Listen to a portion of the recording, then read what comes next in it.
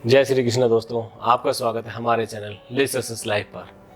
हर किसी का सपना होता है अपने घर का, उस घर में वो अपने परिवार के साथ सुख शांति से बिना किसी की रोक टोक के अच्छे से रहे। दोस्तों, अगर आप किराए के घर में रहते हैं तो आपका अपना घर, आपके सपनों का घर जल्दी से कैसे बने, इसके लिए आपको क्या करना चाहिए, ये जानेंगे वास्तु के माध्यम से। और इसके लिए क्या छोटे छोटे उपाय करें और कुछ सावधानियों का ध्यान रखें जिससे आप अपना घर जल्दी से प्राप्त कर लें। इसके लिए आप वर्तमान में जिस भी घर में रहते हैं, चाहे वह किराए का हो या अपने किसी जानकार का, उसे एकदम साफ सुथरा और प्रकृति के अनुकूल व्यवस्थित रखें, क्योंकि जिस जगह पर हम रहते हैं वहीं की ऊर्जा हमें प्रभावित करती है। और एक चीज़ का विशेष ध्यान रखें, यही घर है जो आपको आपके घर तक जाने में मदद करेगा।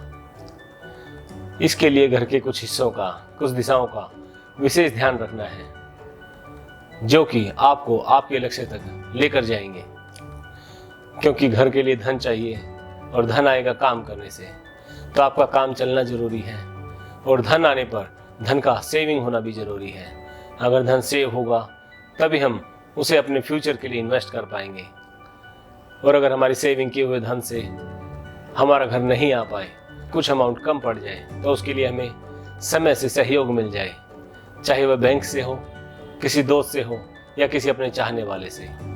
ये सभी चीज़ें मिलकर काम करती हैं और हमारा सपना पूरा करती हैं, हमारे अपने घर का। सबसे पहले हम बात करेंगे उत्तर दिशा की, जो कि जल तत्व की दिशा है। और यही दिशा हमारे कार्य को प्रभावित करती है, हमारे कार्य को बेहतर करती है।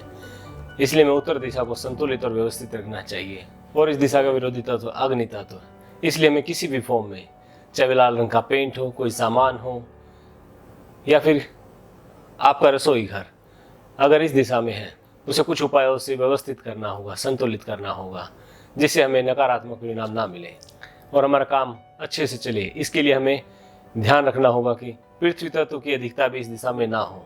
कोई भारी भरकम सामान, कोई स्टोर या कोई पुराना सामान इस दिशा में नहीं रखना चाहिए।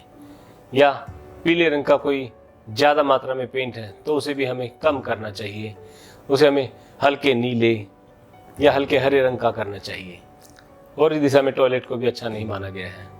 और अगर घर की इस दिशा में टॉयलेट है तो उसे कुछ रेमेडी करके संतुलित करना चाहिए, ताकि नकारात्मक परिणाम ना प्राप्त हो।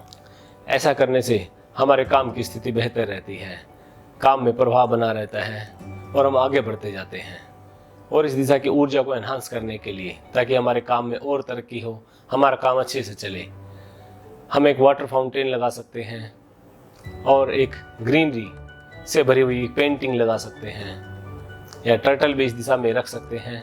और एक डॉल्फिन का चित्र या डॉल्फिन का स्टैचू हम इस दिशा में रख सकते हैं। ये सभी वस्तुएं इस दिशा की ऊर्जा को एनहांस करती हैं, बढ़ाती हैं। और इसके बाद हम बात करेंगे दक्षिण पूर्व दिशा की, साउथ ईस्ट, जिसे हम आग्नेय कोण भी कहते हैं। और इस दिशा को संतुलित रखने के लिए हमें इस दिशा में जल तत्व की किसी भी रूप में उपस्थिति को अवॉइड करना चाहिए। इससे हमारे घर में धन का प्रवाह अच्छा बनेगा, जिससे सेविंग्स अच्छी होंगी। हमें इस दिशा में नीले और काले रंगों का उपयोग नहीं करना चाहिए। और अगर इस दिशा में टॉयलेट हो तो भी उसे हमें रेमेडी से या तो ठीक करना चाहिए या उसे किसी और जगह पर शिफ्ट कर देना चाहिए। और इस दिशा में कोई स्टोरेज या पुराना सामान भी नहीं रखना चाहिए। कोई जंग लगा सामान या वो सामान जो बहुत दिनों तक आपके उपयोग में नहीं रहता है, उसे इस दिशा में स्टोर करके नहीं रखना चाहिए। और हमें इस दिशा की ऊर्जा को बढ़ाने के लिए, अगर हमारे घर का यह हिस्सा घटा या बड़ा नहीं है, तो हमें हल्के लाल या गुलाबी रंगों का उपयोग करना चाहिए। इससे इस दिशा की ऊर्जा संतुलित रहती है। और इस दिशा की ऊर्जा को और एनहांस करने के लिए हम इस दिशा में एक कामधेनु गाय का स्टैचू रख सकते हैं। इससे इस दिशा की ऊर्जा एनहांस होती है, घर में अन्न धन की कमी नहीं होती। और इस दिशा में हमें एक छोटा 0 से 3 वाट तक का लाल रंग का बल्ब हमेशा 24 घंटे जलाकर रखना चाहिए। इससे भी इस दिशा की ऊर्जा एनहांस होती है। और अब बात करते हैं वेस्ट साउथ वेस्ट और वेस्ट डायरेक्शन की। दोनों ही दिशाएं आकाश तत्व की दिशाएं हैं। और इस दिशा में हमें अग्नि तत्व की अधिकता को कम करना चाहिए और किसी भी फॉर्म में हमें अग्नि तत्व को यहाँ लाने से बचना चाहिए। हमें इस दिशा की ऊर्जा को संतुलित रखने के लिए इस दिशा में ग्रे या ऑफ वाइट कलर का पेंट करना चाहिए, इससे इस दिशा का संतुलन बना रहेगा और इस दिशा में कोई भी ऐसी एक्टिविटी जैसे वॉशरूम, टॉयलेट नहीं होना चाहिए। ये इस दिशा की ऊर्जाओं को कम करते हैं। सेविंग के लिए हम बात करेंगे वेस्ट साउथ वेस्ट डायरेक्शन की और प्राप्ति के लिए बात करेंगे वेस्ट डायरेक्शन की। सेविंग के लिए वेस्ट साउथ वेस्ट और प्राप्ति के लिए वेस्ट डायरेक्शन को संतुलित रखना चाहिए। ये दोनों दिशाएं आकाश तत्व की दिशाएं हैं और इस दिशा में हमें अग्नि तत्व और वायु तत्व को कम मात्रा में रखना चाहिए या हो सके तो अवॉइड करना चाहिए। चाहे वह लाल रंग का पेंट हो, पर्दे हों या कोई सामान जो है हमेशा रखा रहता है, उसे अवॉइड करना चाहिए।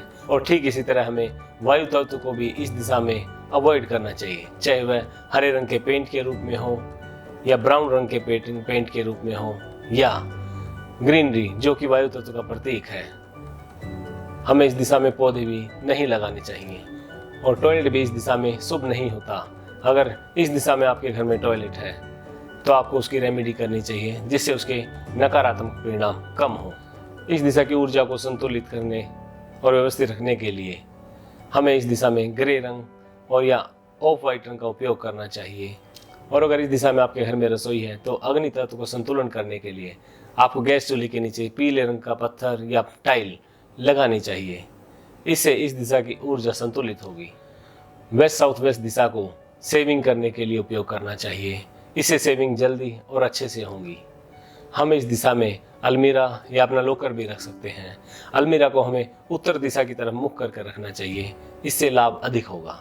और वेस्ट डायरेक्शन प्राप्ति की दिशा है, इसलिए आपको अपने सपनों का घर जो आप बनाना चाहते हैं या जैसा लेना चाहते हैं वैसे घर की एक फ़ोटो आपको इस दिशा में लगानी चाहिए, जिससे आपकी अपने घर की इच्छा जल्दी पूरी हो सके।